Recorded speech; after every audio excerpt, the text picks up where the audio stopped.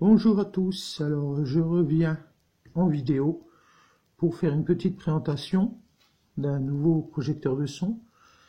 Bon, vous le voyez là vite fait devant vous, mais je vais vous le montrer plus en profondeur juste après. Voilà, ça faisait longtemps que je n'avais pas fait de vidéo, tout ça parce que j'avais rien de nouveau à vous montrer. Étant donné que je travaille en ce moment en déplacement, c'est un peu compliqué pour moi de m'occuper de tout ce qui est public adresse. Mais voilà, je pense quand même à m'acheter mes petits plaisirs de temps en temps. Et donc là, je me suis fait un plaisir en achetant ce projecteur de son là, mais il n'y en a pas qu'un. J'ai un deuxième qui est juste là, à côté. Je vais vous le montrer juste après. Et ces projecteurs de son là sont vraiment différents. Vous verrez vraiment pourquoi ils ont quelque chose de différent, mais ils ont quelque chose de différent et quelque chose d'assez... J'ai une grosse différence par rapport à des projecteurs de son normal. Parce que ce sont des projecteurs de son, mais vous verrez que ils ont un petit plus, que je pourrais même dire un gros plus. Voilà. Donc, je vais commencer par faire une présentation un peu rapide, voilà. Donc, comme vous voyez, ce sont des projecteurs de son. Donc, je approche BST. Donc, BST, moi, c'est une marque que j'aime beaucoup parce que j'ai les deux petits amplis 30 watts, je ne sais pas si vous vous souvenez, que je peux brancher en 12 volts, les deux petits amplis BST que j'ai déjà présentés. Bon, je fais quasiment mes tests qu'avec ceux-là. Ce sont des amplis BST, la même génération parce que c'est exactement le même logo. Parce que bon, BST a évolué, maintenant c'est plus vraiment la même marque.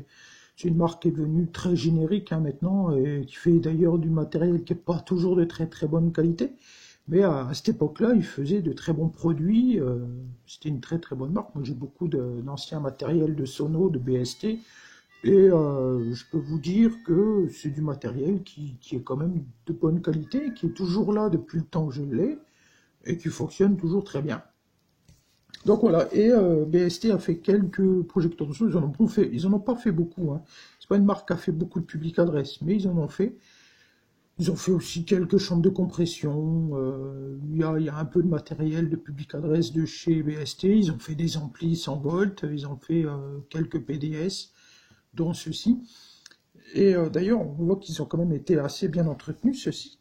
C'est un peu parce que je les avais démontés, voilà, ça se dessert un petit peu. Même sur ceux-là, je vais vous montrer, ils avaient laissé les petits autocollants sur la marque. Voilà, donc ils avaient été bien entretenus. D'ailleurs, ils sont quand même assez bien entretenus, hein, si vous voyez. Hein.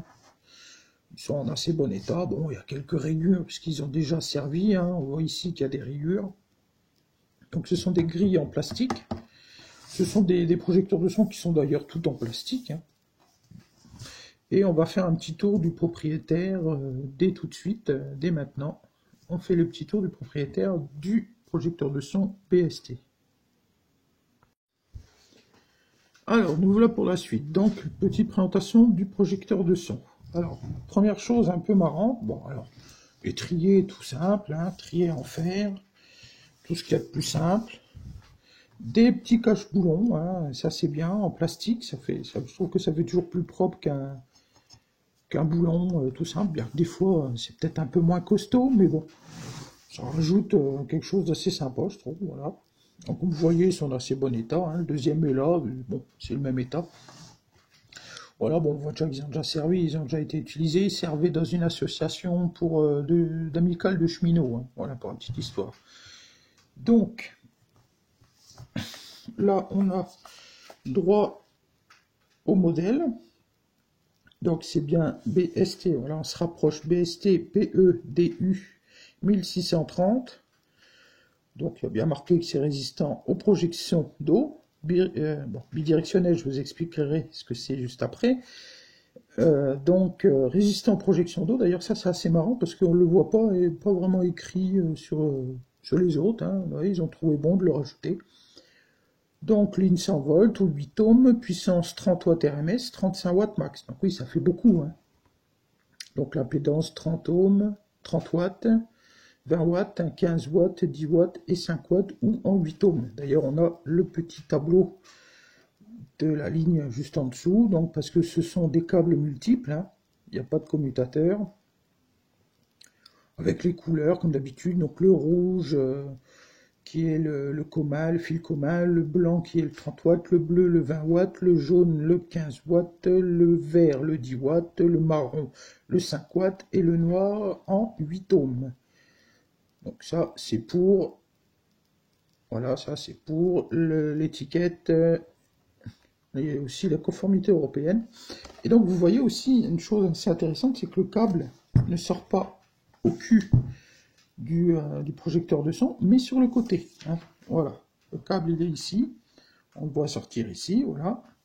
Et donc au bout, c'est bien le câble multiple. Donc là, ça a été coupé, hein. Il faut que je le recoupe mieux que ça. On voit qu'il y a les autres câbles qui sont là, voilà, et les fils multiples ils sont ici. Donc là, la plupart du temps, il a été utilisé en 30 watts et en 20 watts, hein. C'est les deux câbles là, et le rouge, c'est le commun. Voilà, donc pour un tour du propriétaire assez rapide, ça fait ceci. Alors, qu'est-ce qu'il a de spécial ce projecteur de son? Je ne sais pas si vous vous en êtes rendu compte, mais ça a dû vous mettre la puce à l'oreille quand c'était marqué bidirection. Bidirection veut dire que nous avons donc un haut-parleur et un deuxième. C'est un bidirection. En fait, c'est un projecteur de son. Vous voyez, il y a une grille d'un côté et une grille de l'autre. En fait, à l'intérieur, on a deux haut-parleurs. Et bidirection parce qu'en fait, on a deux directions de diffusion du son. Donc, la face là et la face là.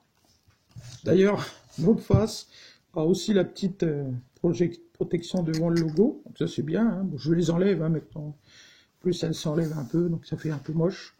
Moi, du coup, j'ai un logo qui est hyper propre, hein. Ça, c'est... Voilà. Donc voilà, bidirection, c'est un projecteur de son à deux haut-parleurs. Il y en a un de chaque côté. Donc ça a ses avantages et ça a quand même des inconvénients. Ça a l'avantage d'avoir, dans un endroit où on veut deux diffusions de chaque côté, on met qu'un seul projecteur de son, on n'a pas besoin d'en mettre deux. Le premier avantage. La puissance aussi, puisque du coup on monte à 30 watts, on a deux haut-parleurs qui font 15 watts, donc on monte à 30 watts, ce qui fait un projecteur de son qui est quand même beaucoup plus puissant. Voilà, bon, le son est très bon, vous verrez, c'est un très très bon son, hein. Les deux haut-parleurs donnent très très bien, ils ressemblent beaucoup aux haut-parleurs qu'il y a dans les OD608T, comme mon Eagle par exemple, ou des Monacore par exemple. Et bon, par contre, l'inconvénient, c'est que du coup, on ne peut pas mettre ce projecteur de son dans certaines positions qu'on peut, par exemple, sur des classiques. Par exemple, cette position-là, hein, celle-ci, n'est pas recommandée. Pourquoi? Parce qu'on a un haut-parleur qui vise le bas, mais on a celui-ci, du coup, se retrouve en l'air. Donc, la position-là, hein, position sur un mur ou comme ceci, vous voyez la position normale de n'importe quel projecteur de son, c'est-à-dire comme ceci, n'est pas vraiment conseillé pour celui-là. Voilà.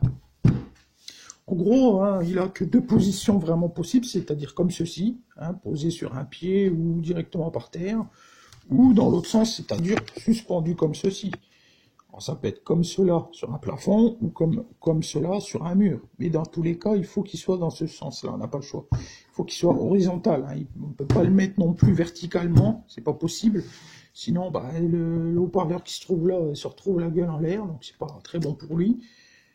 Et puis, s'il vise le bas, automatiquement, il y en a un qui va viser le ciel. Donc c'est pour ça que, bon, il a des avantages, mais il a aussi des inconvénients. Mais bon, à part ça, je veux vous dire, si on s'en sert qu'en horizontal, ça fait très bien le boulot, hein. Ça fait des projecteurs de son qui ont un avantage, oui, puisqu'on a, du coup, on a deux sens de diffusion. Donc c'est quand même assez sympa. Donc je montre bien que j'ai les deux, hein. Donc c'est exactement le même, hein, avec la grille de ce côté-là et l'autre là, hein, c'est bien le même. On va les écouter aussi, hein, bien sûr, on va faire un petit test de son.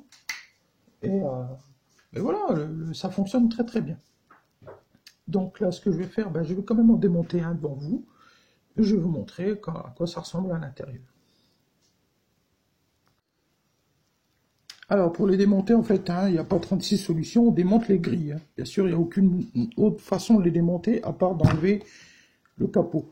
Donc c'est très très dur, hein. C'est clipsé vraiment très costaud. On peut pas s'amuser à tirer comme ça dessus, vous verrez, c'est assez dur. Moi j'étais obligé de prendre un tournevis et de forcer. D'ailleurs on voit que ça n'a pas été fait qu'une fois, hein. On voit des petits crans, je sais pas si vous voyez près.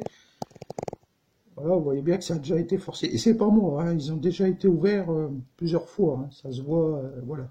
Des petits crans en plastique. Donc, une fois qu'on déclipse la grille, donc on l'enlève. Donc là, c'est des grilles toutes simples en plastique. On voit quand même qu'il y a un gros joint. Ça, c'est quand même une bonne chose, hein. Gros joint d'étanchéité, là. Il est très costaud.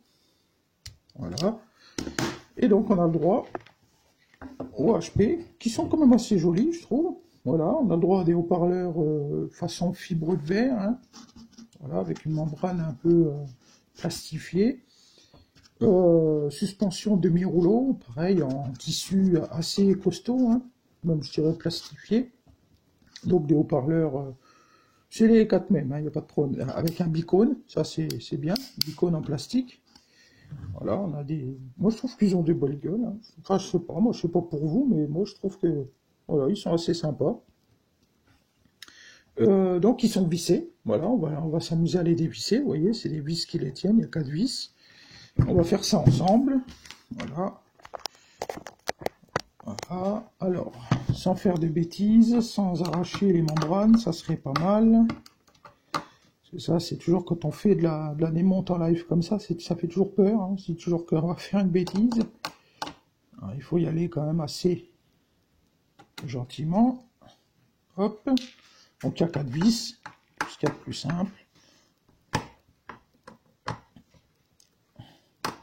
Alors, je vais mettre une pause le temps des vis, et on se retrouve après. Voilà, donc une fois les 4 vis retirées, voilà, on attrape le haut-parleur.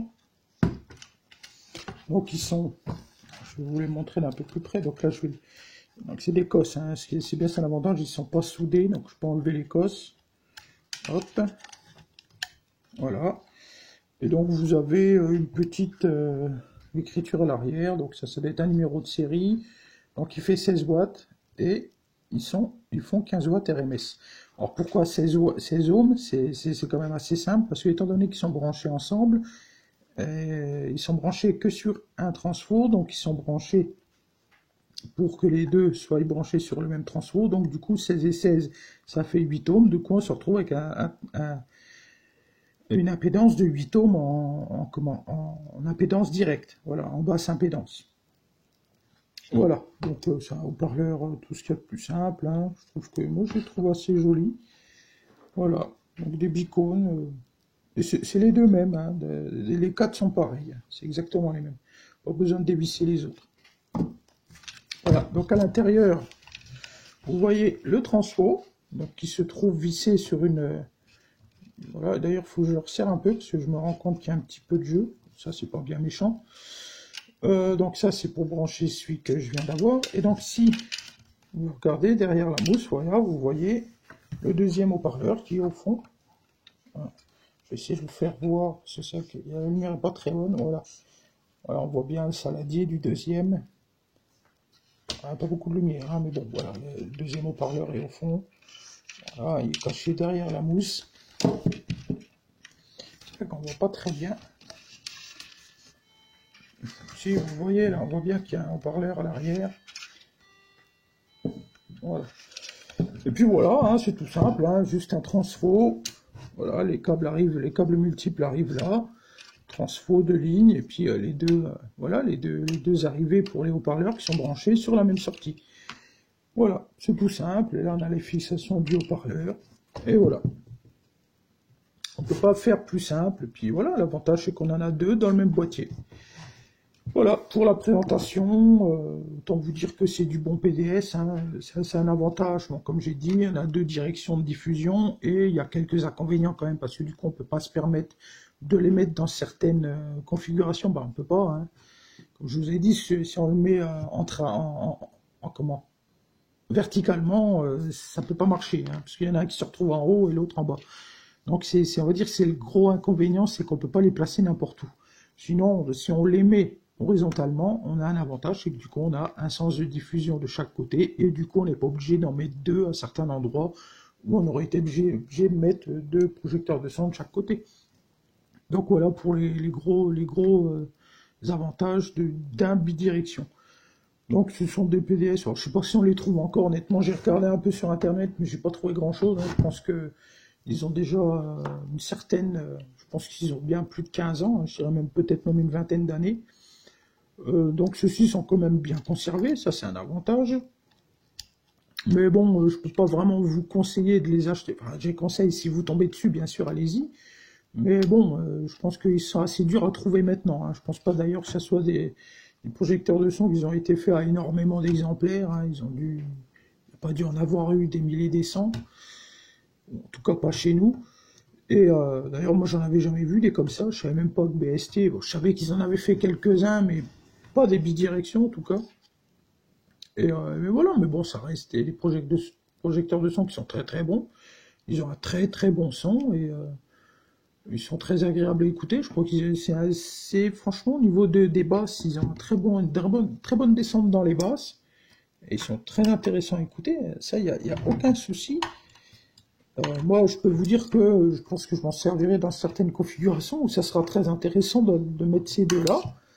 Là, je m'en profite pour resserrer bien le transfo qui bougeait un peu. Mais voilà, non, ce sont des très bons PDS, mais bon, voilà, je reste lucide dans le sens où je me dis qu'il ne doit pas y en avoir eu beaucoup de ce modèle-là. Je n'avais jamais vu avant. Et ces grilles sont quand même assez reconnaissables et j'en avais jamais vu des comme ça, hein. J'ai vu un autre modèle qui a d'ailleurs exactement le même avec une autre marque. Je ne sais plus du tout ce que c'est une marque pas du tout connue. L'annonce traîne sur le Bon Coin et c'est exactement les mêmes. Mais voilà, on n'en voit pas beaucoup, hein. C'est quand même des projecteurs de son, ceux-ci qui n'ont pas été faits sûrement à beaucoup d'exemplaires. BST, donc ça reste une bonne marque de l'époque. Ce sont des projecteurs de son qui sont très intéressants. Des bidirections, il y en a plusieurs marques, hein. Je sais que Monacor en fait, Ranson en fait. Bouillet, il ne doit pas y en avoir des masses, hein. C'est pas une marque qui a fait beaucoup de bidirections, mais je crois qu'il y en a eu quelques-uns, notamment DRB39, hein, si je ne me trompe pas, où il y en avait deux à l'intérieur. Mais c'est vrai que c'est pas une marque qui a fait beaucoup de bidirections. Et voilà, c'est des projecteurs de son très intéressants, et c'était pour moi assez intéressant d'en avoir une paire dans ma collection. Voilà, donc là je vais les remonter, et on va en profiter, juste pour finir la vidéo, de se faire un petit coup de son avec, un petit test de son, et puis voilà, et on se quittera là-dessus. Donc bien sûr, pour l'instant, j'ai pas de rendez-vous à vous donner pour les prochaines vidéos, hein. C'est vraiment quand je décide de me faire un petit plaisir et que je me fais une commande.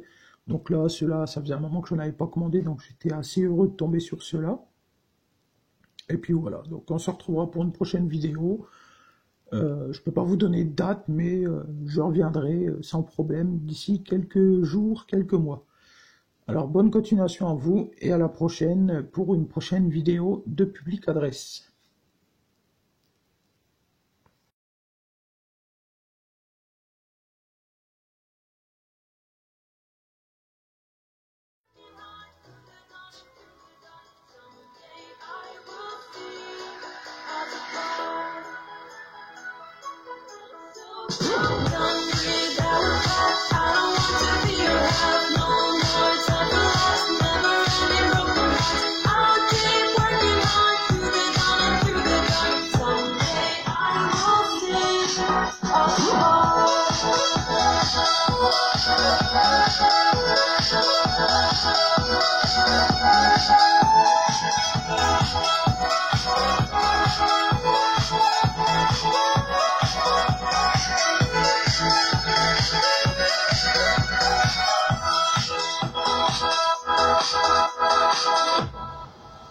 You were always on your phone. I thought I can't do this no more. This was a goddamn war, and my body was so sore. I seen you smile, I seen you cry.